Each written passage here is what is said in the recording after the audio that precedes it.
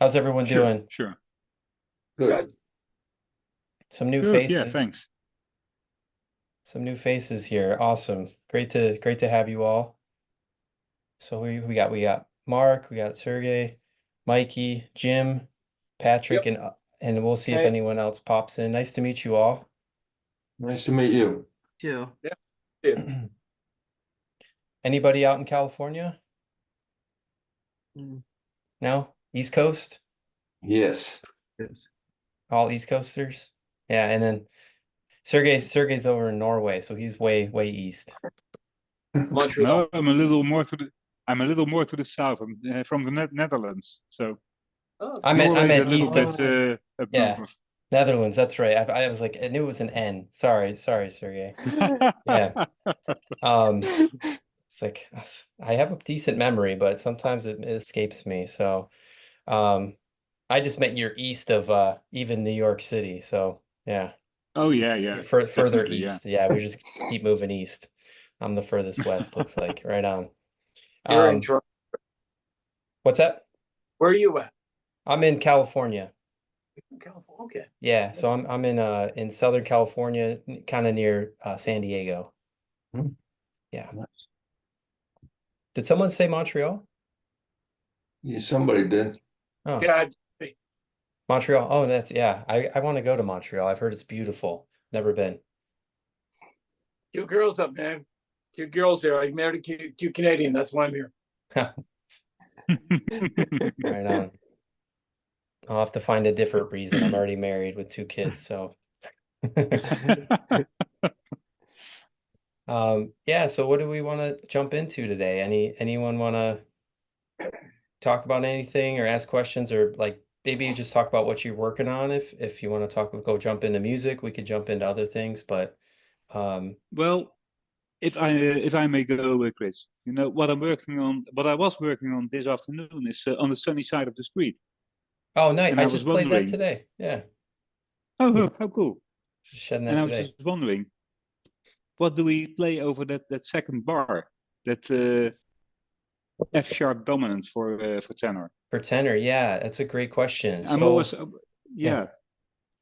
yeah. Well, tell me what you think of that bar. Like what are you thinking over that bar in terms of like, it's the one thing I'll say about the bar before you answer is that there's really one note in there that makes it very different than the major chord that goes before it. Yeah, of course. It's the B flat, or technically, I think it's an A sharp, Right. Yeah. but that's the big difference. And the thing is, I always end up playing something very vertical. Okay. Arpeggios over the D major, arpeggios over the F sharp, and of course it's technically harmonically correct, Hmm. but it doesn't really sound that musical. Okay. Yeah, let's talk about the musicality of it. That's kind of why I want you to think about just one note, right? So and then we can expand it into more than one note. But if you're thinking about something, Chris, you're breaking up a little bit on my side. am I breaking? Oh, okay. How am I doing with everyone else? Fine. Okay. Fine. Yeah, Okay. I'll just keep going. Sergey, this will yeah, be it's cool. all It's clear recorded. now. So Thanks. if for some reason I need to send it to you, I'm happy to. Let me grab my horn real quick. Cool. But in the So are we meantime, talking? Are we yeah, talking in which key? Like, are we talking concert or tenor? we could talk This concert is key. tenor, so Yeah, yeah. let's talk concert key. So it just makes everything because I see you got an alto, Patrick. Is that what you got Yeah, there? yeah. Okay. We'll talk concert key and I could always translate it into tenor key, Sergey. So basically why I wanted you to think about the notes or the chords real quick. So we have C major, right? C major 7 for the first bar. We got E7 for the second bar, and then it goes to the 4, right? Or yeah, to the 4. Yeah, So it goes that's to F major.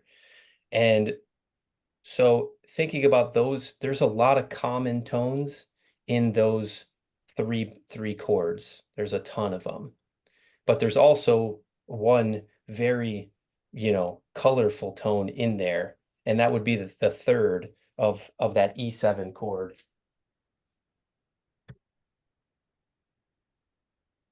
So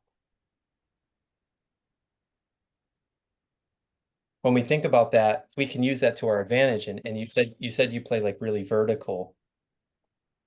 And so so with that being said, like you can get away from that by picking out one or two notes that and make it maybe a little bit more motivic, or make it just a voice leading kind of idea. All right. Everyone's kind of understands that, yeah? Yep. So if we're just going off of one note, and you guys will have to let me know how this sounds, because clearly my setup that I thought I was going to have was going to sound a lot different than this. So if it's the audio's breaking, or if this isn't coming through quite right, I'm not going to play too loud because I feel like it's just going to blow out the microphone I'm using. How's this sound? Is that okay? That's fine. Okay, Fine. not too, okay. Well, that's the note I'm going to play anyways to start. So if I have a, where's my metronome? Where did they go? Oh, here it is. All right, so if I have something, and I like this tune like right around like, I don't know, anywhere between 104 and 120. I don't like it too fast, but I like it kind of swinging. But for this kind of explanation, let's just play it nice and kind of slow and groove in, which is here, right? That's 2 and 4. So if I just take one note, and what I'm going to do, Sergey, just to kind of explain, actually, let me play it first, and then we'll talk about it after. So 1, 2, and 1, 2, ready.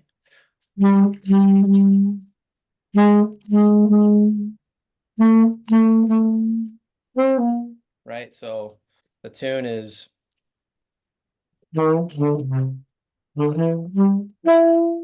right. So that's and we're going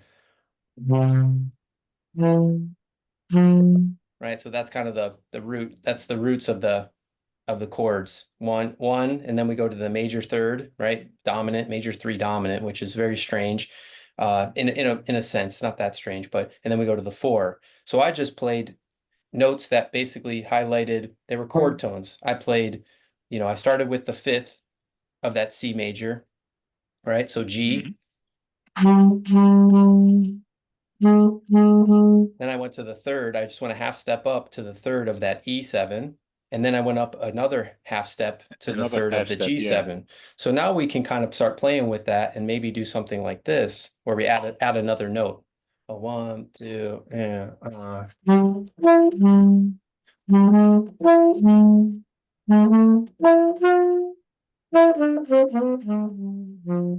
right, and then I just ended at the A minor there. I just played that 4th bar. I just did whatever I wanted, but I'm just taking a little bit of a motif, right? Bo, be, bo, do, da, do, and I just kept that top note the same, but I'd made voice leading on the lower notes, and we can do that.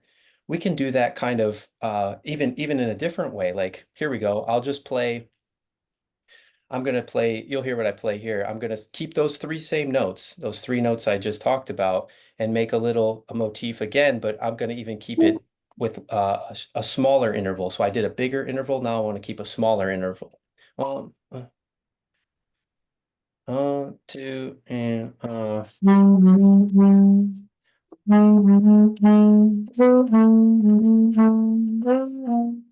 right. So all I did was a little lower neighbor. Right. And I added one other note in there just so it wouldn't be super, just like kind of, it would be a little bit more melodic in that sense, in my ears at least. And I'm just kind of follow my ears. And then from there, you can get even more, more elaborate. So you can do the whole, right? You could do, like you're saying, you're playing more vertically through that. So you're playing something like, I don't know.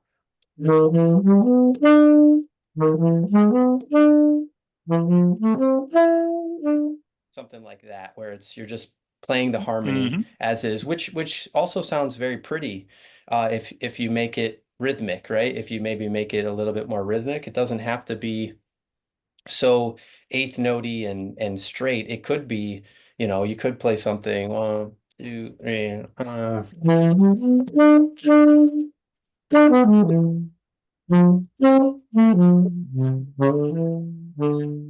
right? And I just quoting the melody there. So I just made the arpeggios more rhythmic. I didn't play them, you know, 1 and 2 and 1 and 2 and I wanted to make it so it was maybe I'm playing the rhythm, which I enjoy this rhythm. I probably play it too much, is a eighth rest, eighth note to an eighth note triplet. So this sound, right? Ba ba ba da, or you can go down, right? Something like that. So that's a nice rhythm because you could play something where, and I'm not, this isn't Sunny Side of the Street anymore, but if I wanted to play something, uh, like if I wanted to play some straight eighth notes and then put that rhythm in, it's very different. So if I play, right? So that's a line, and then this sounding different with that other rhythm, right? So bo ba do bo ba ba do bo da, ba do ba do be ba do bo da, right? So just getting those, I think those little nuances in terms of rhythmic variety can really also change the way that your ideas might come through a tune. Does that make sense, Sergey? Absolutely, yeah. Thanks. Yeah. And the This cool is a thing, great way. yeah. Oh, thanks. Yeah. The cool thing, one more thing about Sunnyside is since there are so many common tones, you can do just about anything with the voice leading. Like one more example, because I love this tune so much.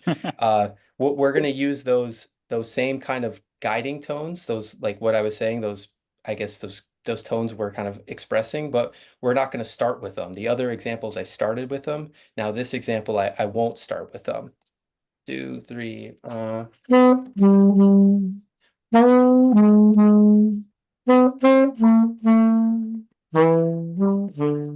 Right? So not doesn't it's I'm just trying to like create a melody here. I'm not trying to like blow the house down or just do this all over the place. I'm just literally trying to just create a melody that's pleasing to what I'm trying to express and then what the listeners might enjoy as well. So you're going toward the note now.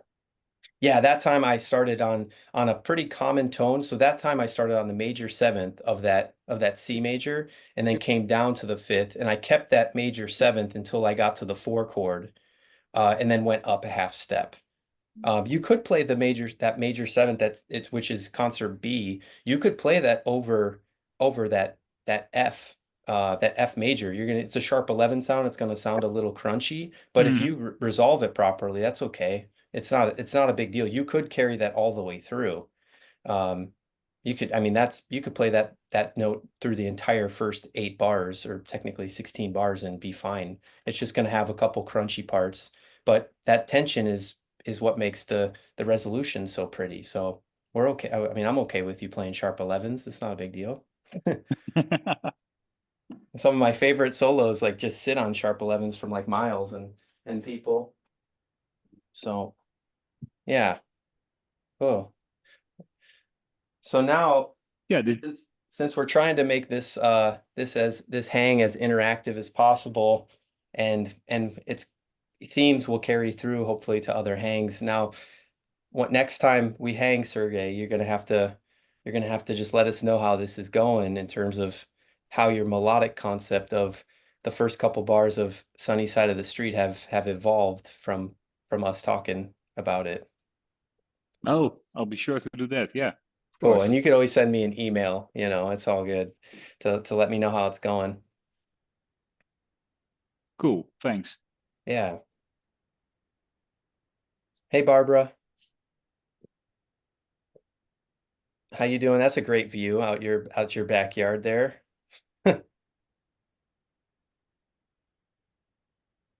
Oh, can't hear. So Barbara and I met back in 2019 at the Inside Outside retreat in the Bob Reynolds, Bob Franceschini, and Bob Heminger. They throw this saxophone like I guess retreat, if you will, and it's a super fun time. The people are amazing, and Barbara was one of the awesome people I met there.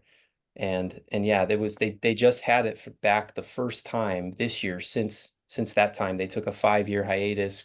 COVID destroyed everything, like in terms of what they were trying to do there. But you're literally like you're at Victor Wooten. He's got this whole woods area. You just hang out at the woods for basically 6 days, and it's a lot of fun. So if you guys ever are looking for some kind of experience like that, I can't recommend that highly enough, because it was really life changing. You don't just do like music stuff. You do a lot of nature stuff. You do a lot of I wouldn't say like spiritual, but in a way, like you don't have like phone reception out there. You don't have like a ton of you don't have distractions. You're literally with a bunch of people that want to play music. You get a bunch of Nashville musicians come in and are your rhythm section. And I believe this year I ran into Bob Reynolds uh, about a month before they were going to throw the retreat, and he was saying the guest was actually going to be a drummer this year, and they were really focusing on a lot of the rhythm in terms of playing with a rhythm section, interacting with a rhythm section, versus like when we went, who I spoke about this last time, we had Chris Cheek, who was absolutely amazing. Like he was phenomenal, but I think they had almost all saxophone player guest artist when they ran the first 5 years. I believe it was like Branford Marsalis, uh, I don't remember. I think Aaron Parks might have been, so he's a piano player, and then a couple other saxophone players. I don't remember if it was Josh Redman or Jeff Coffin was there. Was it Josh Redman, Barbara? I see you shaking your head. Yeah. I think just from what I've researched, but Jeff Coffin was there in 2019. Yeah, Jeff And was there with us, and Chris Cheek was yeah, there. Yeah. my friend Lori went this year again, Oh yeah. and she said they didn't end up having any guest artists. But she was really happy because you know how they did the hang set where they had jam sessions. Right. Bob ran one of the jam sessions and made it so everybody participated. He would take an idea and then just have everybody play that. And then the people that wanted to just jam like crazy, it tended to be the younger kids that played really fast. Right. They another hang, and then they hired Nashville musicians to play with them, but I don't think they had a guest artist this year. Okay. I knew he was saying he was getting a drummer, like a drummer, or getting a bunch of like rhythm section musicians. Like he wasn't going to have like a specific guest with a master class. I know. Yeah, So I think they did that, and yeah. And it was yeah. pretty. So that's cool. Yeah. I mean, that's cool. That's cool that Lori went. Lori, I met her too that same year I met Barbara. So, yeah, I was just admiring your backdrop there. Oh, thank you. Yeah, we moved out of the city a couple of years ago, and sold our house in downtown Seattle, and we're able to buy a view by moving further out. So And yeah, and you're still in Washington State, is that we're, right? we're basically Seattle suburb now. Very cool. Yeah. Very cool. All right. Anybody else want to talk about anything, or you guys, would anybody like working on anything fun or new or different? I'm studying. I don't mind it. Do you care if I speak? No, Talk no, about go it? ahead. Yeah, no, Oh. go. Yeah. I'm currently studying with a classical saxophonist because all the people I play with tend to have master's or bachelor's degrees from music schools. Mm-hmm. And I play music again. I stopped after high school and then started again when I was 45. So I'm currently studying with a classical teacher, and I'm learning great things like overtones and articulation and vibrato and playing faster and all those things that I thought I would never get. I'm feeling hopeful. Oh, good. That's great. Yeah, that's the great thing about you, Barbara. You're always working at something. I love seeing that, because you're retired, right? And you're just I am. playing, and that's amazing. I think that's so cool that you're still working so hard at this wonderful craft. Yeah, my daughter says I'm working harder now than when I was a paralegal. but she's not right. But I do work. I do enjoy it. I mean, it's not work. It's just fun. Yeah, it's purpose too, right? Like it's purposeful, it's fun, and it makes the days kind of a lot more fun to do. I mean, this isn't my full-time gig, so I enjoy every chance I get to be in this studio and playing, and then I go do my job and I go do my dad's stuff and cooking and all that other fun stuff, and then come back in here. So someday my two girls will be they're already back here messing around with princess songs, but they'll be playing something else out back here other than other than Moana and all the Frozen tracks. So yeah. I don't understand how you can do it all. I thought maybe with what you're doing now and posting every day, you Yeah. had retired from your job, but you're still working. I'm still working, still got, yeah. So I don't know if any of you all know this. I'm a physical therapist or physiotherapist that's what I have my degree in, a doctorate, and I have a business that I run and I treat. I actually, that's why I was like 2 minutes late here. I hit traffic on the way home for my last patient. But no, I'm still doing it. I get a lot of stuff done in the morning before my kids wake up. I do everything I need to do, and then I get them ready for school. I have about an hour and a half to myself in the morning before I have to start work, and that's when I do all my practicing in here and anything else. But and then like days like today, I have an afternoon off. Like I treat it all morning, so I try to do stuff like this if I can to connect with people. And yeah, I really enjoyed teaching. That's one of my favorite things to do, teaching music. I taught anatomy and physical therapy. Like I taught at my old college. So I love teaching, and I just like interacting with like-minded and people with the same, hobbies. So that's kind of why I'm doing this. I enjoy this. And that's why I send the newsletter out each week. It's just that's part of the fun about it all. Yeah. You're even more amazing than I thought you were. Thanks, Barbara. You're too kind. Don't say too many kind things. I'm not great with any type of, you know, um compliments. So thank you. I'll just say thank you, but please no more. I was gonna ask the question that she basically asked, and I guess to piggyback on that, I mean, you got a lot on your plate, as I'm sure we all do. But where does practicing fit into it? Like, what is successful? What is a successful like practice session? How long do you spend on it, and are you satisfied with? That's kind of what I'm thinking about a lot lately, is how to Yeah. be productive in a short amount of time, because we don't have a lot of time. Yeah. It's slowly evolved over the years. I have to say, like I've had to figure it out what's the most beneficial, like, bang for your buck, if you will, uh, while I'm practicing. And I think a lot about productivity and practicing and efficiency. Those types of things are always kind of floating around in my head. I do a lot of like, it's going to sound funny too. Like I go for walks a lot and to think about these things. And one of the things that I do, and I do pretty much the same like four things if I can get to all four of them. If I don't get to all four of them, I don't even care.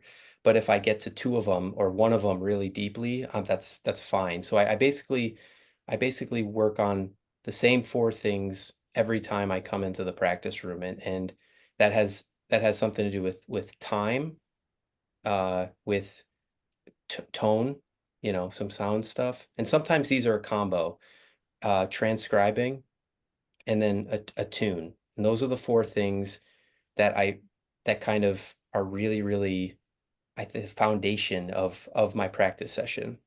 So I got, as I was saying, I get like about 60 to 90 minutes depending on the day. And sometimes it's like 30 minutes. So, but my average is about 60 to 90 minutes in the morning of that block of time that I have. And so I usually start similarly, like I'll start with some kind of sound or time thing. Those two things I usually start with one of those two things. Like so today I practice this time exercise, and sometimes it's not this time exercise. Sometimes it could be other things, but I have this exercise Walter Smith gave me like a long time ago. I took a lesson with him a couple years ago during COVID, And he gave me this really cool exercise to basically have flexible time is how he explained it. And I can show you guys this. Do you want me to show you what I'm talking about? Sure. Okay, Please. I'll show you. So my metronome's at 60 BPM, and we're gonna I'm gonna stand up now. I don't like to play sitting down. And basically the way this works is you're gonna split the time into the first. I'll just let you know, I'll play like a G major scale starting on D, my G major, starting on D, just descending. So it'll sound pretty familiar. And the first time I'm gonna do, it's all about subdivision. So the first one I'm gonna do eighth notes over 2 beats. And then after that, I'm gonna do what would be the next subdivision you guys could think of? Triplets. Triplets. There's something that this is what I said to him. I said, okay, eighth note triplets, 16th notes. And then I said something like, oh, what about 16th note triplets? He's like, maybe you can play that. And I was like, maybe Joe Henderson could play it, but whatever. And we just like laughed about it. So in between eighth notes and eighth note triplets, quintuplets. Okay. In between eighth note triplets and 16th notes, septuplets. Right. And there's a couple of things. So I'll kind of show you what that sounds like. And I'll give you a couple of ideas on how to make that flexible if you want to practice something like this. So this is 60 BPM. Okay. So the first one, eighth notes.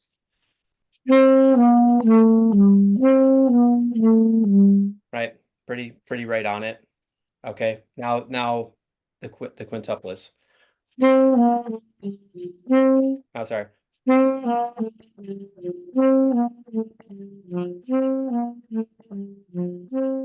So that one's tough. I usually get into a groove of that one. For something like 5, if you're trying to play 5 notes in that span, I typically think of a word that has 5 syllables. Hippopotamus is a good one. Some of you might have heard that before. So hippopotamus. So hippopotamus, hippopotamus. Yeah, I do better playing than speaking, actually. So let's go. I'll go from 5 to 6. So then six will sound more familiar.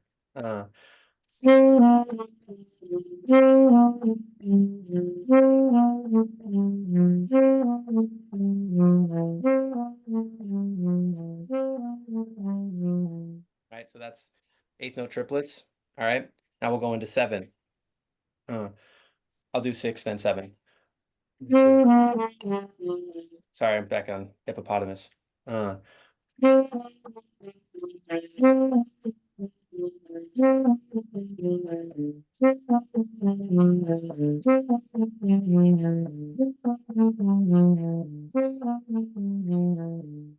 right, 7. Sevens are hard to hear. Individuality is 7. Individuality, that's 7 syllables. Individuality, okay? And then 16th note triplets, or sorry, 16th notes, not 16th note triplets. I'm not doing that. And then we go to 16th notes. And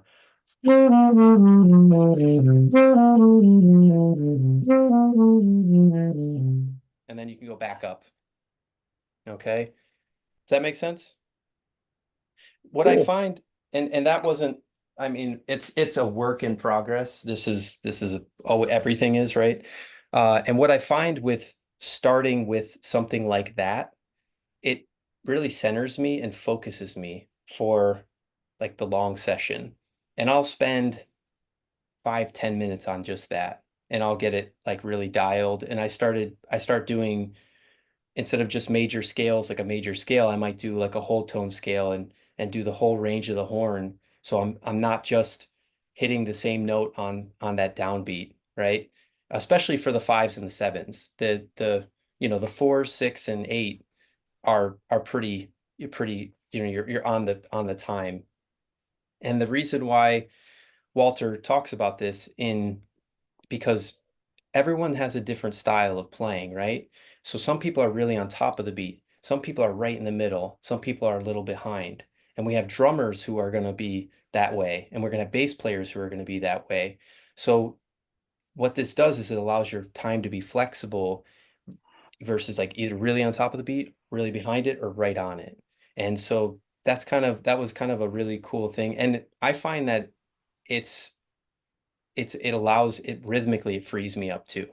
It's freeing me up rhythmically. And I'm not, it hasn't like shown up in my playing, like I'm not playing quintuplets like lines all over the place, but I do find that sometimes I'm resolving in a way that might end with a 5 note type of idea that was either like laid back over 2 beats, or it's, you know, some of my other exercises I've created just for myself in the practice room have been 5 note ideas that come really easily because of maybe this exercise.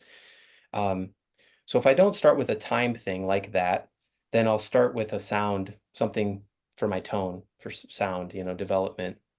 Can I have And a that could, question? yeah, sure. Go ahead, Patrick. I couldn't hear the metronome, so Oh, did okay. you start the metronome on like 60 and then you hit the beats with the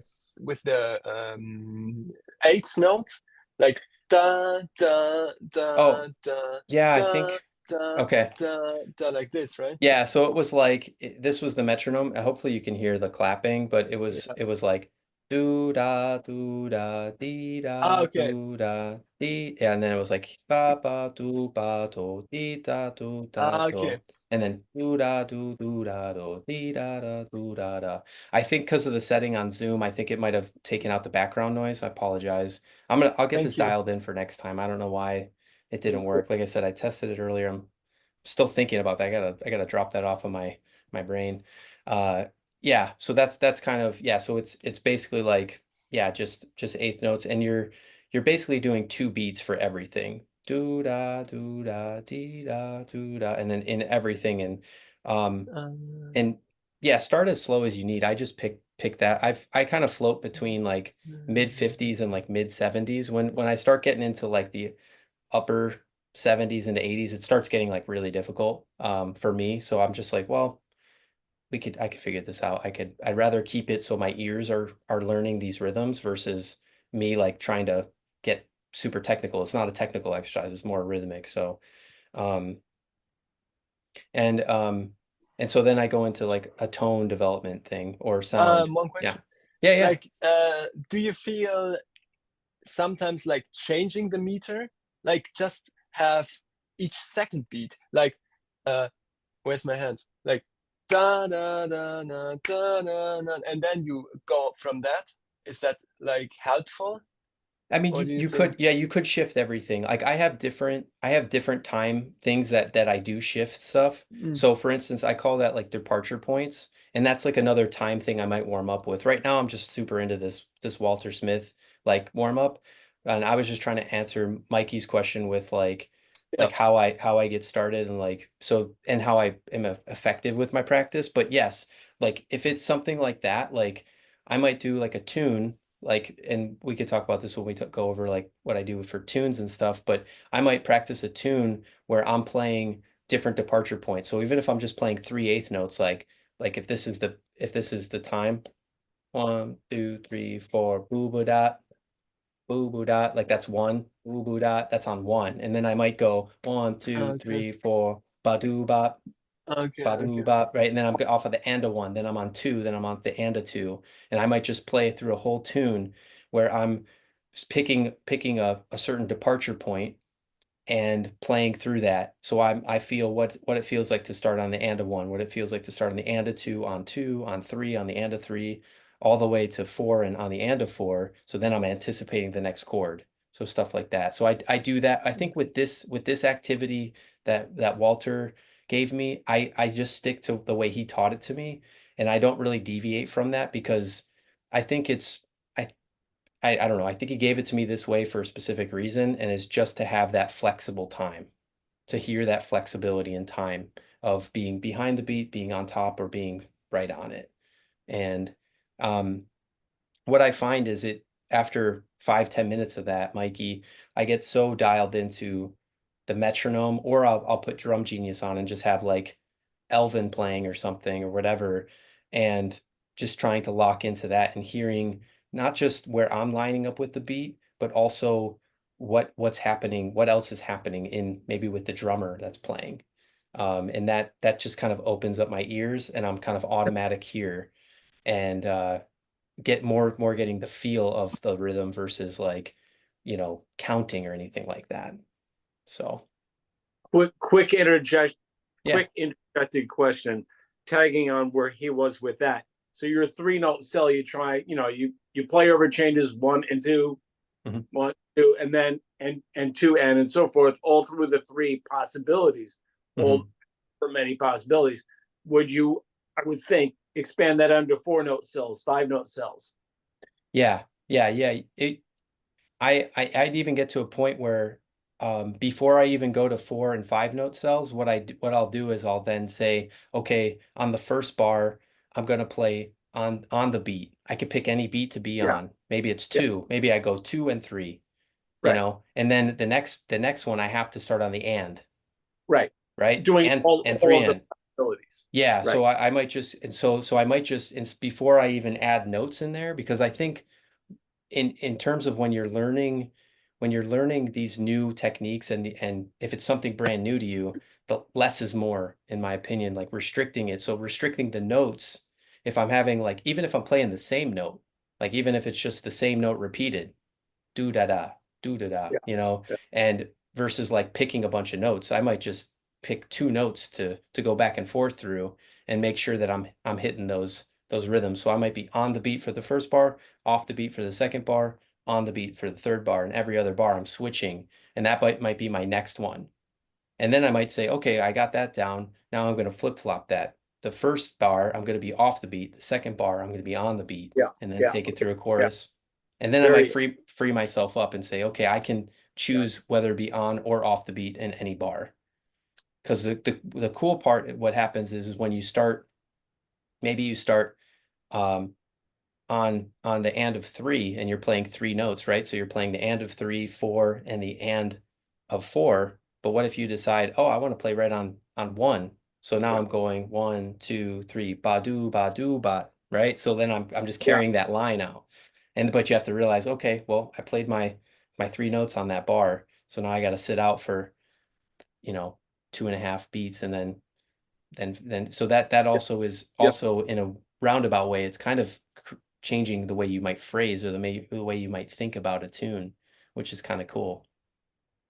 These restrictions, I touched on this.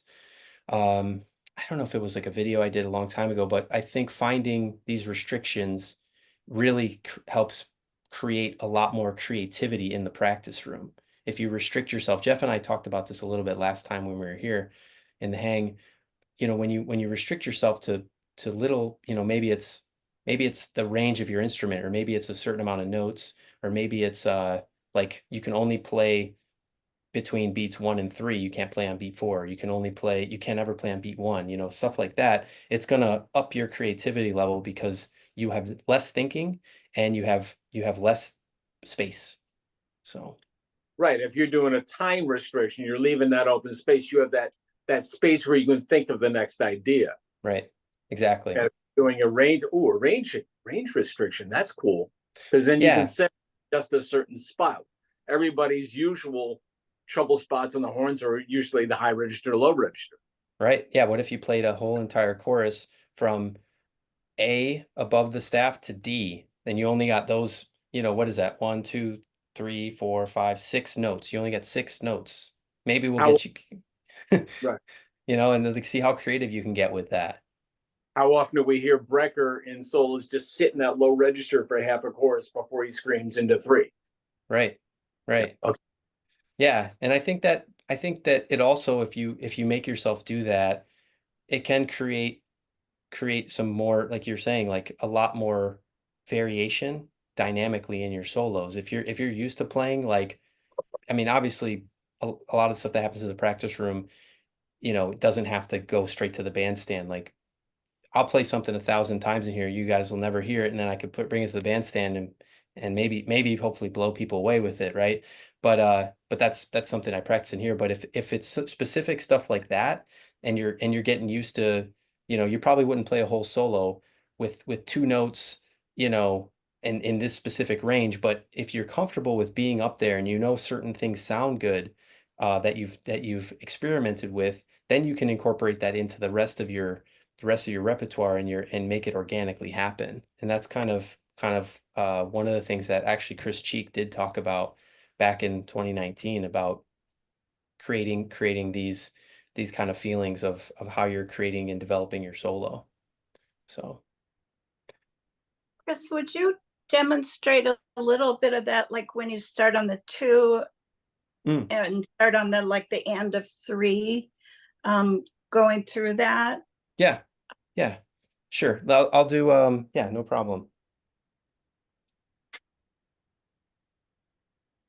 So let's just do like the first 4 bars of the blues, okay? Because we all can hear that pretty good. Let me see if I can, let me change my settings to see if I want to make sure you guys can hear the metronome. Let's see here.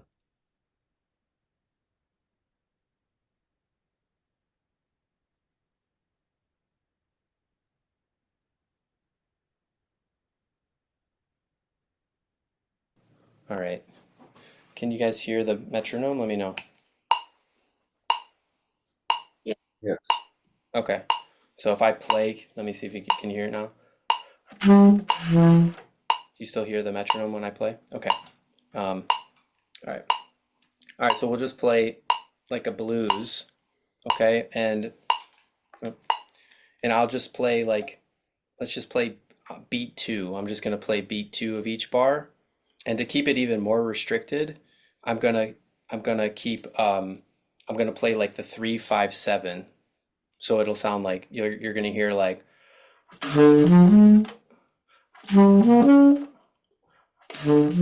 right? So you're just gonna hear basically those 3 notes. So I'm keeping the restriction really tight on this, and I'll play on beat 2 for each bar, okay? And then we'll pick another we'll do like the and of 2 the next for the next. I'll just repeat the first 4 bars just so it's real clear. 2, 3, 4.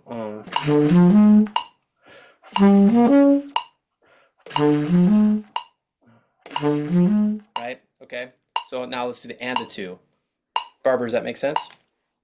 Yeah, but I'm wondering if you could go a little farther, like when you're doing the quintuplets and the septuplets, that's the part I'm especially. Oh, okay. That's a different time exercise. So those two, I'm not mixing those two up. Oh. Like, yeah. So yeah, the first exercise was like the Walter Smith exercise, so like the time thing.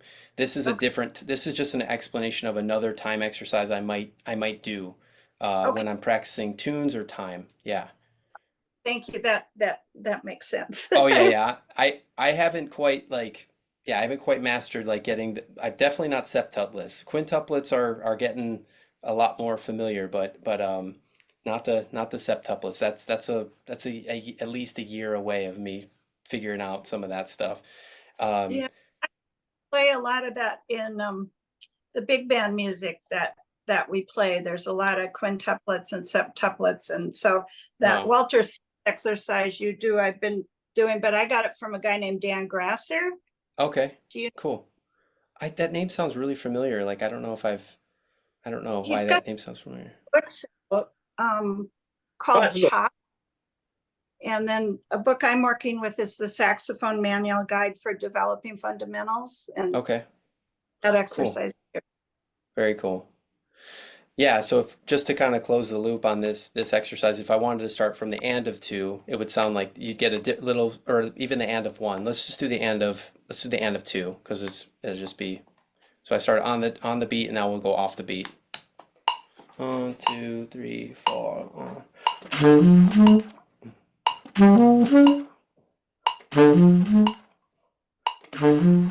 Right, so we got that, and then you could pick your departure points. You know, maybe we go on the beat and then off the beat, right?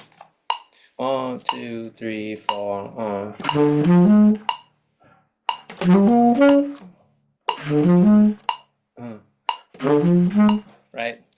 That's actually, I wasn't thinking about doing that. It's actually harder. So now we'll go off the beat, then on the beat. 1, 2, 3, 4, 1.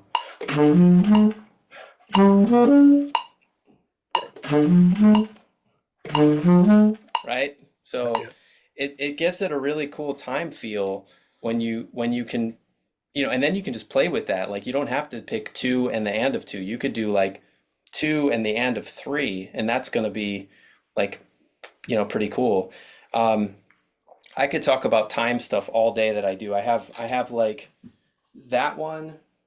I have the Walter Smith one, and then I have like a 3/4, a bunch of 3/4 rhythms I like to play over 4/4, and then those are most of my time experimental things that I like to warm up with that get my brain going and just like get me focused. And then, like I said, it's a tone thing.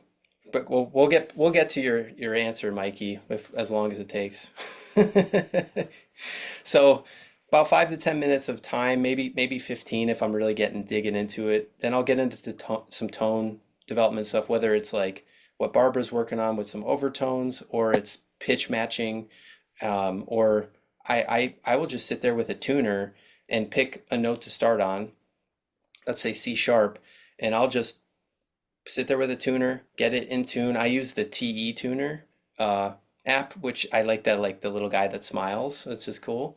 So I just get that smile like as big as I can, and then I'll go down a half step, then I'll go to C sharp, I'll go C, I'll go all the way to low B flat, and I'll do like, I think of it as like a rep. I'm like, okay, C sharp to B flat's 1 rep. I'll do 3 reps of that, and I'll make sure that I get the big head in there, smiling at me. Not like floating smiles, because that might take me too long. Just a nice solid smile. The floating smiles is like you gotta hit that note for a while. Like maybe if I'm doing long tones, I'll do the floating smiles, and then I'll dive into like a transcription. If you're, I think forget the first 2 things. If you have only 15 minutes a day to practice, you should transcribe. You should. I think transcribing does everything. It works on your ear, which may arguably be the most important thing. It works on your tone development because you're trying to match the tone of the person that you're transcribing. You work on articulation because everyone articulates slightly differently. I've been working on this. Walter's coming up a lot today, but I'm learning a new tune, and it just so happens it's on one of Walter's albums, so I'm learning his solo from it, and his articulations are so different than someone like Joshua Redman or Sonny Rollins, or somewhat similar to Sonny Rollins, but any of the other modern guys you could think of, Mark Turner, anyone else you enjoy listening to saxophone wise, Kenny Garrett. Like Walter's got this really unique way of playing, and his tone is even unique in that way. And what else is it? So ear, we got tone, sound, articulation, and technique. Even if it doesn't matter, and it's also helping you with phrasing. It's also helping you maybe rhythmically, right? You're swinging with an actual rhythm section, but you're playing the same solo. So it does so many things all in one. So if I only have time for one thing, it's typically transcribing. If I have time for 2, I'll pick one of the first 2 things I kind of told you guys about, and then transcribe. Because I find that one of those first 2 things, whether it's time or it's tone development, it helps, like I said, focus me. I just need the focus in here. Sometimes I can be a little scrambled. I also try not to look at my phone at all. I don't have alerts up on my phone or my computer, so nothing pops up ever. I have to actually physically click on my application, my app for text to even see a text, so I won't get like any numbers or anything like that. So even though I use my phone for Drum Genius and my tuning app and stuff, and obviously you guys see I have a physical metronome, so sometimes I don't even take my phone out if I don't need it. And then a tune. So I'm typically learning a tune all the time, but I do a lot of listening. So I make these playlists of the tune I'm learning. Like the tune I'm learning now is called Nobody Else But Me.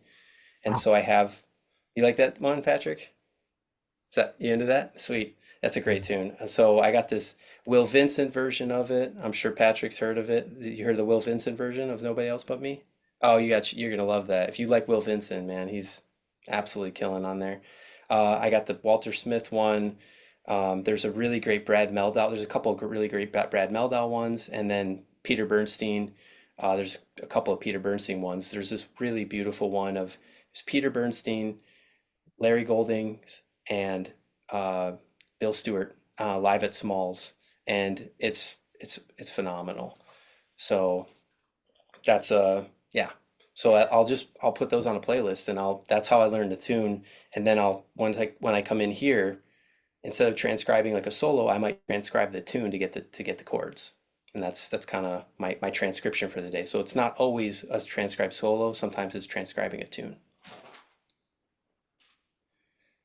And if this all doesn't happen in one day, it's okay. Like I'll just carry on for the next day. So I can be productive, but I also don't mind taking a couple, like it took me 3 days, 3 practice sessions to get all of Nobody Else But Me, like all the chords. It took me about three practice sessions. I didn't spend all my practice session with it. I'll spend time on some other stuff, but I'll devote whatever time block I have to that transcribing so I can get the chords. If that makes sense. Yeah. Question in, so you get a tune in your head in 3 sessions. Walk us through the steps that you do to Okay. get there. Yeah, so I'll get it written down maybe in 3 sessions, but I'm listening to that playlist pretty much nonstop. So I'm listening to that song all the time. And that one song, unless someone's singing it, so all the instrumental versions I told you about, they're all in the same key. So I'm getting the melody in my head, I'm learning the melody on my horn, and so I'm getting it off a recording, and I typically pick a recording I can hear the bass really well. And so the Brad Meldau version was the one I learned it off of because he's playing with Christian McBride, and I can just hear the bass lines really clearly. And with that tune, it's not like a walking bass line. It's a little bit more of a free floating kind of melody, I would call it. And so he's in a more of a two feel. So if you have like more of a two feel, you can kind of hear typically the bass player's playing like the root and the fifth and kind of like creating a bass line there. And Christian McBride's so great to transcribe because he's so on it. Like he even put in there's a substituted part in that tune. Unless you know it, it's hard to explain, but he even plays this half step substitution of 2/5. So you play a 2/5, and then he does this half step substitute. And I heard that and I wrote it down, and my buddy that I typically check my tunes with, because he knows like a couple hundred tunes, he'll be like, oh, did you hear that substitution there? I was like, yeah, that's why I wrote it down. Like I had no idea that was the way the tune went, but it's cool. And then I'll usually, if my buddy doesn't know the exact tune, then I'll usually cross-reference it with like the real book or whatever after I'm done. So you're doing, and from where I have come, some of us were paper trained all of our lives. Mm-hmm. I use that phrase. I did that. I said that to a piano player after a job, because all these guys were seasoned New York club day guys, and he just laughed at that. It's that was my reality all my life. Right. But you're going here first, doing the transcribing before you even look at a lead sheet. Yeah. Like I typically don't even learn. I don't ever learn melodies from a lead sheet. I'm learning from recordings. And I'll tell you one thing, Jim. I used to be what you call paper trained. Yeah, I used to be very paper trained. I grew up in Detroit. I studied at Wayne State University and did a lot of, like, I was just all theory, all just trying to use this to like get around, and just technical stuff. Like I just was like, I want to get my technique, and I can just think through chords so super fast. But in all reality, you can't think when you're playing. Like you can't think when you're when you're trying to improvise. It's everything's happening too fast. So after college, I went out to the Army band. I kind of went over my story the last time, so I won't dive too much into it. But I went to the Army band. After the Army band, I got went to this really dark place with music and just put the horn away for about almost 10 years. And once my first daughter was born about 7 years ago, she was like, I don't know, 8 months old, so probably 6 years ago now. I just was like, I'm gonna start playing again, but I need to do it in a different way. And so that's when I committed to just basically doing everything opposite of what I used to do, which was I wanted to transcribe a lot. I wanted to use my ears a lot. I wanted my ears to be bulletproof, if you will. And I wanted to be able to like be a better singer, not to sing for you guys like in a club or something, but a singer of like so I can actually hear what I'm trying to play. You don't want to hear me sing. Uh, but yeah, so I found that like that was and then I started finding like this was what worked for me in terms of growth as a musician, as myself learning, and then starting to develop my own like teaching style in terms of what I think is important and in helping people grow. And a lot of the people I met along the way, whether it's mutual friends or whether it was people I studied with, it was more aligned with this second kind of version of my musical life than my first version of my musical life. And so I felt like I had picked the right path. You know, I'd been down this path because there are two paths in terms of like how you can learn, and you can read a lot. And I would say sight reading is probably my weakest thing.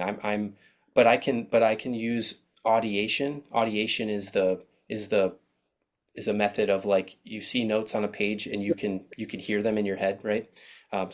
So I'll use audiation that way because I have my ears have been built up, and so my sight reading is still probably weaker than someone who's really good at reading music and does it regularly. I would say that that would be the downfall, but I'm not trying to be like I don't know, playing the Oscar band or whatever. Like I'm not trying to be in a pit orchestra. Uh, but I mean, I think there's time. If I had time to do more sight reading and stuff like that, I probably would maybe do it. Or if I wanted to play in like a really good big band or something, I would probably work those chops up for sure. But for what I want to do and what I feel like I get everything out of like the way that I kind of practice and teach. So Can I ask a question about your second step of your transcribing? You said that after you learn the tune, you then go and find the chords. Can you mhm. talk about that? Like after I find the melody, I learn the chords. Yeah. Yeah. So that's Or, that's why I was saying like it's really good to find a really good recording where you can hear the bass and the piano, because you eventually will need to hear the actual chord. But when you do it enough, especially if you start with a standard that's a little bit like nobody else but me is probably one of the more difficult standards I've done because it has a couple funky things. But if you're doing something like I don't know, you start with something like maybe Bye Bye Blackbird and maybe Mhm. Red Garland, the trio. So you have just piano, drums, bass. You can hear things a lot better. So that's why I picked the Brad Meldau one versus like the Walter Smith one. Walter Smith's playing with just the bass and drums. So and the drummer just gets to Eric Harland's just doing whatever the hell he wants. So it's like it's great, and I love the track is one of my favorite recordings, but it's too hard for me to to actually transcribe off of that recording. So what I do is you can use the melody of a tune to help determine what chord it might be laying underneath it, right?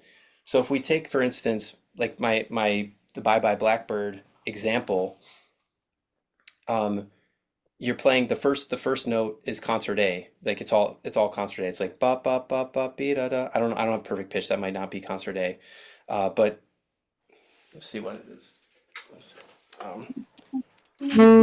Ba ba da da da da dee da da. So I was too high. So that's concert A. So you know that first chord when you hear the bass, you know that that's probably not going to be a B flat, right? Like it's not going to be B. Like you could start. You could start. So you're but there's a couple things that make sense, right? It could be like that could be the root, that could be the third, that could be the fifth. That's kind of where you can start. So if you know Bye Bye Blackbird, the first chord is F major, so it's actually the third, and it's pretty much F major, unless you want to superimpose the two fives in there, but it's F major for the first four bars. So like you can kind of hear that. So if you hear the bass just sitting on 1 and 5, then you're starting to hear it. So if you start with a tune like that and you start transcribing it, and even if you transcribe, like I don't even think it's a bad idea to listen to a tune and try to transcribe the chords of a tune you already know. Like if you know a tune really well, you might just want to listen to how the bass is playing that and then try to take those chords out. You're like, "Oh, okay, like Bye Bye Blackbird. Oh, I hear the bass player doing F to C, F to C. Oh, okay, that's the feel that's going on, and I know the melody over it. Does that make sense, Barbara? Mhm. Yeah. So I mean, you might want to start there if you've never transcribed a tune, like chords of a tune off of a recording. Maybe you start with a tune that you already know that you feel really comfortable with, and you just pick a version of that and transcribe, even though you know the chords. But you're going to start. What you're going to do, what I find is when you start doing this, you start almost like the melody almost like is non-existent. If you can focus in on one instrument, like for the Brad Meldon one, like I almost wasn't hearing Brad at a point, and I wasn't hearing the drummer. I was just hearing Christian McBride. Like you just really, you Focus. have to really get deep into this. That's where the focus comes in. That's why, like I said, I try not to have any text or email alerts at all. It's like if I can really get focused into that, I can hear everything Christian McBride was doing, and then and it's not like I'm just like writing, oh, he's playing this note, he's playing this note. It's very much like if I hear a note, I'll sing it back, I'll play it on my instrument, and then I'll be like, okay, that's that. And then or I might hear him go boom, boom, boom, and I'll sing that, I'll figure that out, and I'll write that down. I'll sing it back. So I'll go back and forth like that. It's not just like I hear him play one chorus and I have it all down. It's like I said, it took me 3 solid sessions of listening to like, and then on top of that, all the other times I've listened to that track when I'm in my car, when I'm walking, when I'm hanging out with the kids, whatever, I'm still kind of have that stuff in the background. I'm like paying attention to it. Does that make sense? It does. How do you know though? I mean, bassists generally focus on the one, Mhm. correct? If they're walking, I mean, they're trying to link chords in their own way, yeah. But When they're typically going to hit ones and fives quite a bit, roots and fifths, okay. to get them Okay. around, yeah. So if you do a simple enough ones at first, then eventually you'll be able to hear if they start with a 3 or something like that. Yeah, I mean, bassists typically won't play like, I mean, they won't sit on like a third. But if the bass is playing like, right, if they're playing the root, which they play a lot of, because even that frees up piano players, right? If the bass is playing the root, then the piano players don't have to worry about the root. They can play rootless voicings. So Okay. if we got the bass player playing this, right, and I'm playing, and he's just going, right, just doing 1 to 5, stuff like that, then, and I'm playing, right, and then yeah, he's sitting on that for 4 bars. Then you're gonna start hearing that. The one other thing you can do, I was thinking of, Barbara, is you could try writing your own bass lines and just seeing how they sound. And one of the rules for bass lines is typically you don't jump. Like if you're walking a bass line, you won't do big interval jumps. You know, you can just see how you can link chords with just quarter notes. I do that sometimes when I'm practicing a tune. I might just like link just play quarter notes and see if I can almost kind of play a little bass line to see where things link up. Um, but I mean, I don't want to give you assignments and stuff, but that's just to kind of wrap your ears. I would say the best thing is to take a recording of a tune that you know really well, and listen for the bass and say like, okay, I hear them doing a 2/5. I hear them going back to the one. I hear that, and see if you can sing along with it, and then find it on your instrument, and then go from there. Yeah. Okay. Yeah, I've been transcribing. I mean, any tune I learn, I do it by transcription, but I haven't figured out how to get the chords in yet. So I mean, it's just the extra process, and it takes long, and it's a little tedious, and a lot of people don't like to do it, but I do find that I have done it for the tunes that I have done it for, excuse me. I feel like those are much deeper and stick to me a lot more than when I used to like read a chart, I memorize it, and you can always just like say, okay, I'm going to check the first 4 bars of this tune that I did and just check it to a real book or iReal Pro or whatever. Oh, that's So good. you can always cross check, or you can talk to someone like I do. I talk to my buddy Colin and I just check in. I'm like, okay, I'll just text him. Here's what I got. I'll text him a picture of the tune and he'll be like, okay. He's like, bar 6 is wrong, like re-listen to that. It's close, but you're off. Like there's a couple chords that, like in that tune, like I said, is kind of funky. So Okay, thanks. yeah, no worries. What's up, Mikey? One of the things that I have tried to do is to push myself has been along these lines that we're talking about, is trying to really hear the bass, which is hard, and try to sing along with it. If you can sing along with the bass line, even if it's not walking or anything, even if you can hear the bit where the bass lives, like if you can do that through a tune and then start to try to put that on your instrument, put the bass line in the instrument, try to really hear it. It's tedious, like Chris said, but after a while, you'll start to make a connection. So like if you're doing There Will Never Be Another You, it sits on the 1, bum, bum, and then there's another 2-5-1 that goes down a half step, and that turns out to be very common. And so you'll start to catch yourself in hearing that in other tunes, or maybe it'll go down a whole step. The 2-5-1 will go a whole step down. That happens in a bunch of other tunes, and so you start to recognize that it's really, and the ultimate exercise that really pushes me, that's extremely excruciatingly painful, is sit down with a piece of paper of a tune I don't know at all and try to imagine like what the chords are just by hearing it. Like take There Will Never Be a You and just, it's a 1. Okay, just start on 1. Hopefully, if you believe it's a 1, and then take your best guess. And it doesn't matter how wrong that's really enlightening, because you'll see how good or bad it is. Yeah. But going back and then going, oh, that thing that I heard is actually, this is what's happening. So you're putting in that piece of the puzzle afterwards, and hopefully it sticks a little bit in the future. Yeah, I like that. Nice, Mikey. I think that's great, actually. Especially just trying to, I like the idea of like you said, almost finding the puzzle piece, then putting it back in, and knowing if it's going to be, if it's going to be wrong, that's okay. But like hearing it, how wrong it is, that's where we learn, right? The mistakes are where we learn. And you said something really key there too, in terms of like things happening in multiple tunes, and you're going to start, Right. as you hear these things more, right? For instance, you said There Will Never Be Another You. There's stuff that happens in There Will Never Be Another You, like let's say going to the minor 6, right? Like that happens in what?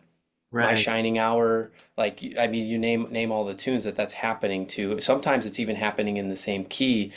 Just Friends, right? And like Just Friends and Out of Nowhere, it does a similar thing in the Yes. key, in terms of it goes to like the minor 3 and does a 2-5 off the minor 3. It's like, oh, that's such a common. Yeah.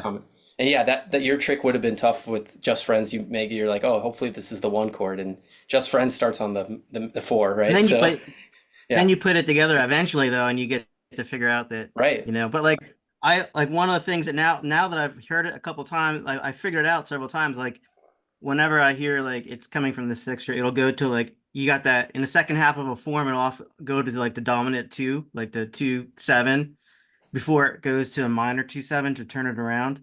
Mhm. Like in Just Friends, There Will Never Be Another You, it goes to the major 2.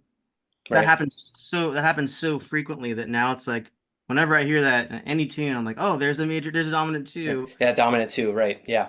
And you'll start to, and then what's going to usually follow it then? Well, then the minor 2. So Exactly. but that Yeah. was just out of like taking 4 tunes and forcing myself to go through the motions until, oh, you got to find those patterns yourself. Believe me, I looked for a place where like someone's got to have a list of every single tune and like which are the common progressions. And like I figured out that like a bunch of cats have like their own list, but there's no the list. So Yeah. but you start to hear it over time. Yep. Yeah, that's the key, right? Is like hearing it over time, especially like when you hear a dominant two, that's a very distinct sound. Like when you Right. hear it, it's like you hear it. And I mean, so even when you hear it, like so one of the ones that's it's a dominant two, but it's a Lydian sound, like take the A train, right? That's what I was thinking, yeah. So that third and fourth bar, everybody kind of know that tune, like when it goes up to the dominant two, it's got the sharp 11, so it's got a little bit more of a Lydian or whole tone kind of like freer kind of sound, but then but that's still a sound. So if you can start having this recognition of these specific sounds and just kind of like kind of put them in like a little compartment in your brain, then you can pull them up a lot faster. I think I have something written over here. I wrote something down once. What was it? Um, yeah, it was an idea of like the way that we grow as musicians and how we can kind of tell is how fast we can retrieve things that we've learned. Does that make sense?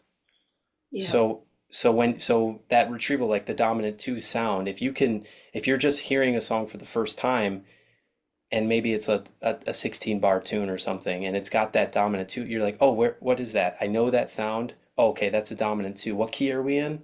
Oh, okay, we're in G. Oh, that's an A7 right there. So now the next time it comes around, you're like, okay, I'm gonna hit that A7.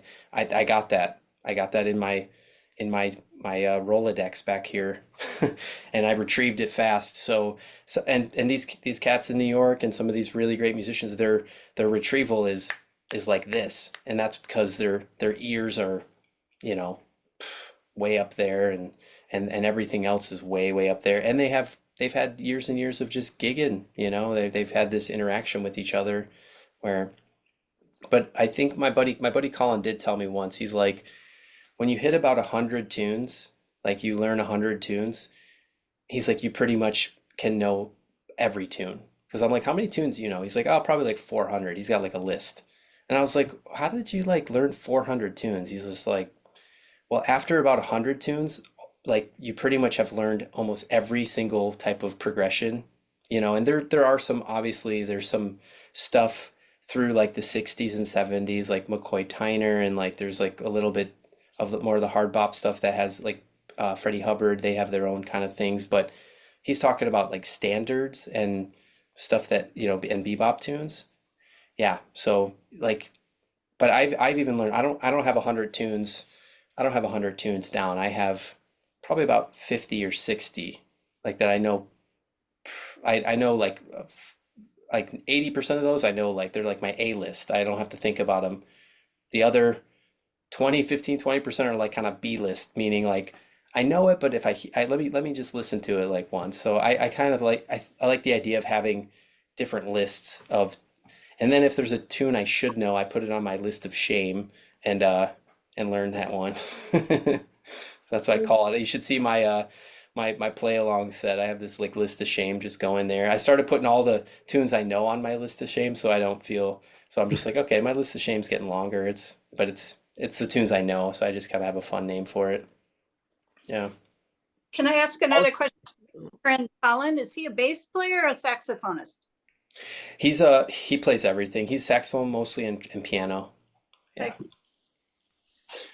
Also, I feel if you are want to hear different things like changes that appear in songs, it helps really to transcribe. No, I mean like transpose the tunes. For example, if you have "Never Never Be Another You," and then you take it up a half step, then you will Right. discover the same things that happen, like the changes, but you will hear it differently, and then it makes it having more layers. Like the Right. first layer is one key, the second layer is the second key, and then as you add up the layers, it's getting thicker and thicker, and you can hear the changes way better. Right. This was like covered in what you said already, but I wanted to point it No. out because you can even have one tune and play it in 12 keys, and then you learn much from it, because as you go through the keys, in each key you will hear it differently and will discover new things. Yep. which you didn't hear before because you get stuck to it. If you repeat it in the same key over and over again and again, then like you get used to the sound. But if you transcribe it even only half a step, like then it's a different thing. Right. So, and I have one question because Yeah. you said he's spotting wrong chords. So what does he mean by wrong chords? Because if you have There Will Never Be Another You, it starts with like the E flat. So, but what if you hear the G minor, or maybe the A minor? Like all those things are very, very close, and only the root can tell the difference maybe. But what's the wrong chord now? Yeah, so I think that's where like you really got to listen for the bass, right? Like that's like the bass is going to tell you what and it's okay. And I think like I've made this mistake before where I'm hearing, let's say like you said, I'm hearing a B major, but it's a G minor, right? So like Yes, sometimes, yeah. so like if you build for everybody, just real quick, if you build a B flat major off of a G minor, you got 3, 5, 7, 9. So G minor is G, B flat, D, F. But if we build it off the 3, we got B flat, D, F, A. So sometimes I'm hearing like a B flat major, but it's a G minor. And then that's when you start to have to put your theory hat on and say, okay, is this like, does this make sense? Does like, if you're going from like F7, is F7 gonna go to G minor or is it gonna go to B flat major, right? And like, so that's where you have to kind of use a little bit of theory. So sometimes I'll hear stuff and I'm like, I hear this, but this doesn't make sense like on the page. And so you do have to do a little bit of like what Mikey was saying, some puzzle solving, some putting the pieces together if it doesn't make quite the right sense, like and then you might have to go back and listen, like, okay, what other chord could this be? And then go from there. But I like what you said about the layering and going up a half step because I call that the ripple effect. I like, so every time and I do this with like the lines I write or tunes I learn, I do like to go into different keys because one, it changes like everything that you want to play. Like you can't just rely on like Yeah. let's say you have these standard licks in E flat, right? Like if like the tune of There Will Never Be Another You. But if you go up to E, now you're like, okay, now what am I doing? So it gives you different ideas and you sound different in different keys, which is I think a really good thing. I think it's really good to explore what other ideas you might have in other keys because not everything sounds like good in every key. If does that make sense? Like if you have a lick you really love, it's probably doesn't sound good in every key, or it doesn't fall on if I think we're all saxophone players here. Some of them just don't fall nice on the saxophone. Like there's some keys almost like I'm not learning that lick in E flat. Like that doesn't even feel good. I'm like, forget that. I'm not gonna. So I don't learn it in that key. I'm okay with that. Like or if it's in D flat or something, I'm like, okay, I'll just do this for technical reasons, but I don't think I'd ever play this in this key. And then sometimes something feels really good in D flat, and I'm like, okay, I probably wouldn't play that in C. That's weird. It's only a half step apart, but this feels so much better in D flat. So I think it's a really good thing. And Jim brought up Michael Brecker earlier. I had read something, I don't know where it was, but I had read that he took most of his tunes, he went up a half step. Most of the tunes he learned it up a half step and down a half step, which pretty much, and then the key it was in. And so you learn it in those 3 keys. You're pretty much hitting almost every chord if you do that, something like that. I think that was something Brecker did. Steve Cortica told me that once, so I remember Steve telling me. I didn't read that. I heard it from Steve.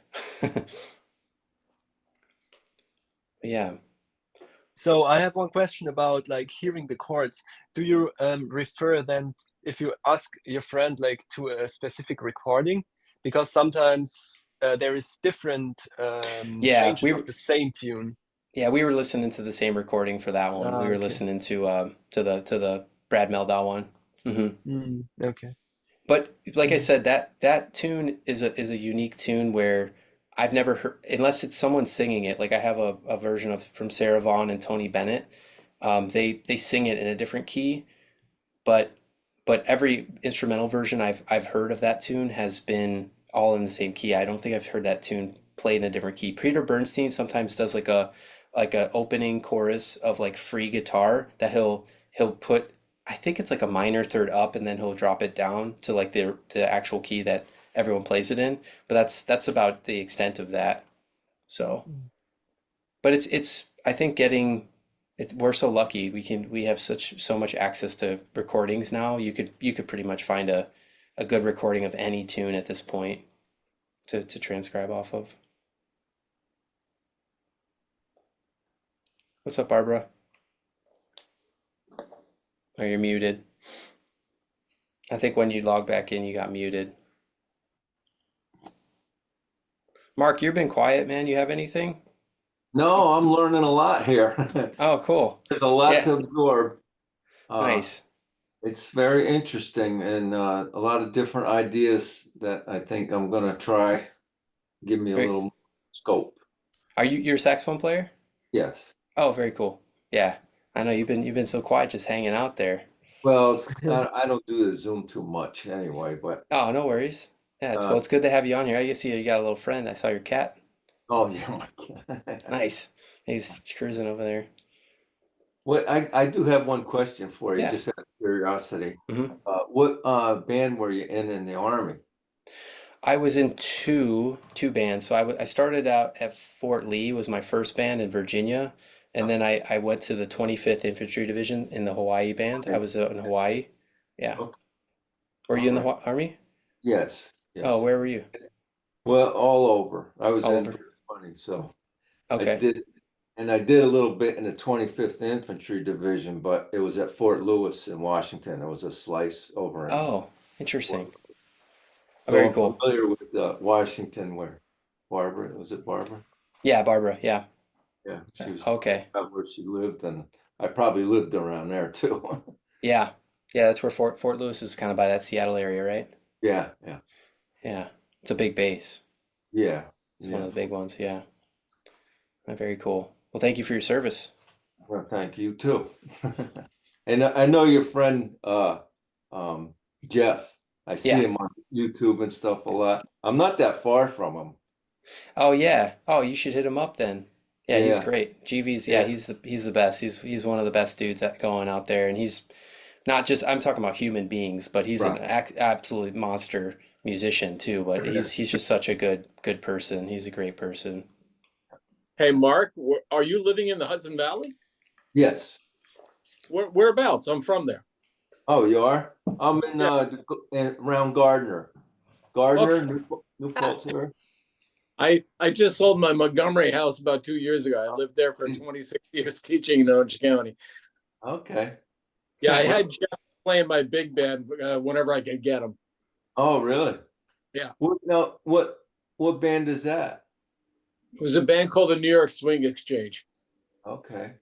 Yeah, it was it. We played around there. We did, big events when we could, but mostly summer concert things toward the end. And then, it's a casualty of COVID. Plus, I'm not there anymore, so I've got a book of 400 tunes that's sitting in storage that I can't use. Oh. Yeah. Now, so you moved out of the Hudson Valley? Yeah, I sold that. I'm a snowbird now between Vero Beach, Florida, and Montreal. Okay. Oh, no way, Vero. That's where my grandparents were right near there when they were living down there. I used to go there all the time when I was a kid. Small world. Small world. Yes. Hey, Mark, there's Jeff's planning another thing with Joe Lovano with his band, so you'll be close Another by. one, because Yeah. I know he was playing at in Marlboro at the I can't remember. Falcon. Falcon, right. Yeah, they're gonna try to do something with the orchestra over there. So Okay. yeah, be on the lookout for that. That'd be pretty cool. All right, appreciate that. Yeah, he's been like jamming with Joe. I was like, dude, That's like good. I gotta come out and just totally, that Yeah. guy's a legend. He's amazing. He said he's still doing great. He's got some, health stuff, but Joe's getting up there, but he's still playing like amazing. Which is so cool to hear. So What's he? Is he in his 80s now? I think he's close. I'd have to look it up. I don't know off the top of my head, but I bet he's pretty close to 80. Let me see. This is the part of the hang called looking stuff up, Googling. He was just in my neck of the woods, and unfortunately, I had to miss it Oh yeah. about a week ago. So he's very active. He's playing all over. He's actually in his 70s, 71. He's turning 72 this year. He was born in 52. I guess he looks older than I thought, yeah. 52. Yeah, born in 52. Yeah. Actually, we're almost about the same age. Wow. Yeah, I guess all those guys, Dave Liebman, 77. Yeah. Garzone, 73. Garzone is a dude. Oh, You guys ever want to meet someone who just one of the funniest dudes you'll ever meet? George Garzone is that guy. I got to meet him a couple times and he is so funny. And all he does is talk about Italian mob movies. It's great. He's the best. All the guys that studied with him at Berkeley, like Seamus and Bob Reynolds and Chris Cheek, they have so many great things to say about him. It's all true. He's got so much amazing energy. That guy is so good. There's a really good album he recorded 2 years ago. It's called what the hell is it called? Something Nights. I can't think of it. It's with Peter Erskine Trio. It's George Garzone with Peter Erskine Trio. I think it's called like Three Great Nights or something. It's a 3 album set, and it's just such a great. I mean, he just plays amazingly. I heard him. He came down to my area like right after they recorded it, so they were like they'd been playing, and he was playing Have You Met Miss Jones, and just like at like 280, and he's just like sounds amazing. Like he's just so amazing.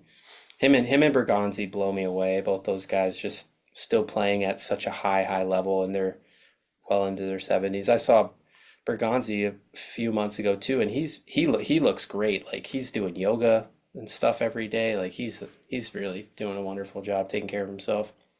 So, Hey, Chris, have you ever Yeah. heard of a Creole cat alto player by the name of Remy Bolduc? yeah, I've seen him on Instagram. He sounds amazing. Yeah. Yeah. I don't know him or anything, but I've heard him. He's great. He's done 2 albums with Bergonzi, and they were up here last summer, and they did a few things up there. But Remy is a transcribing monster. Yeah. Check him. He during COVID, he retranscribed pretty much hundreds of Parker solos. Okay, that's why he put them all out there too, right? Like it's free. All out there on Yeah. YouTube. Yeah. Great, it's just a great source to just sit there and go, oh my gosh, this, we realize how much of a genius Parker was, but Yeah. he's pretty cool. I don't know, he had talked about publishing it down the line, but he just keeps on doing it. Yeah. He said bang something out over breakfast. That's amazing. Yeah, those guys' ears are on another level. Like maybe someday, but Yeah. that's why I transcribe like at least every day. I try to transcribe because how important it is. It's so important. Going back to that. Yeah. Right on. You guys got if we don't have anything else, we could call it here. We'll probably Jeff GV will be on the next hang for sure in September. He couldn't make this one. He's got busy army stuff going on. So, but anybody else want to talk about anything or chat about like anything else? Like, you guys got any good recordings you want me to check out?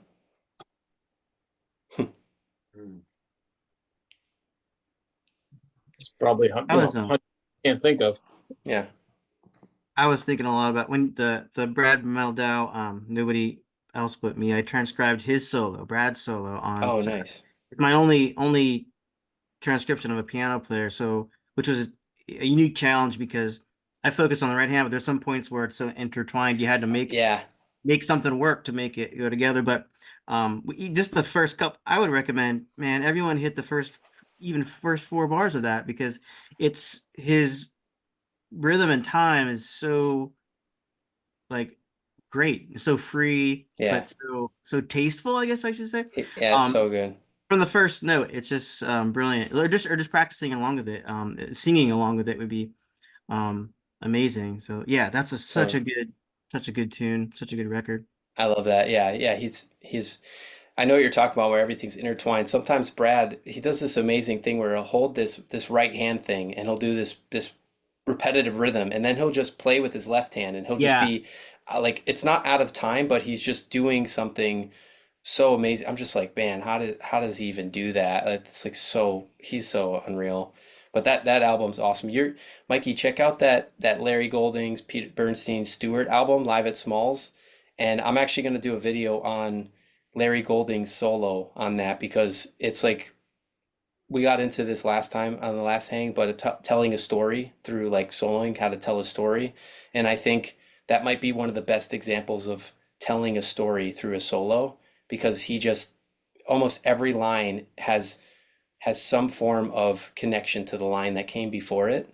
And it's just to me, it's like perfect. Like I heard it the first time I heard it, I'm like, I gotta listen to that again. And I rewound it, listened to it. I'm like, I gotta listen to that. I'm like, everything has some kind of symmetry and some kind of connection. And it's just, and I love Larry Goldings. I think he's one awesome musician, but he's one of the funniest dudes out there, like doing stuff as a musician. He's hilarious. So it cracks me up. So you said Larry Golding's Live at Smalls. Is that the name Yeah, of it's it? like I think it's a Peter Bernstein album, but Oh, gotcha. it's those three guys and it's like all their faces on the front, like they're all making kind of like one's smiling, one's kind of goofy, like they're just all like it's a bunch of their faces and it's like Live at Smalls. So, Awesome. yeah. Well, right on, guys. Thank you so much for hanging with me. I appreciate it.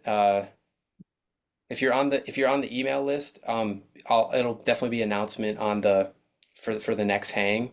If not, then if you're just on Instagram or I don't know, most of you guys on the email list, or is that how you know me? Or okay, cool. And if you follow me on Instagram or whatever, like feel free to reach out anytime or just email me. Like I'm available and it'd be always great to catch up and check in and stuff especially if you're transcribing a tune and the chords of the tune you need help with it or you want to do something else like I like this collaborative thing. It's really fun for me and I enjoy the back and forth. So anytime you want to chat and like let me know. Be great. Thank you so much, Chris. Okay. All right, guys. Take care. Thanks a Thank you. lot. All right, Later, later. man. Bye. Bye bye.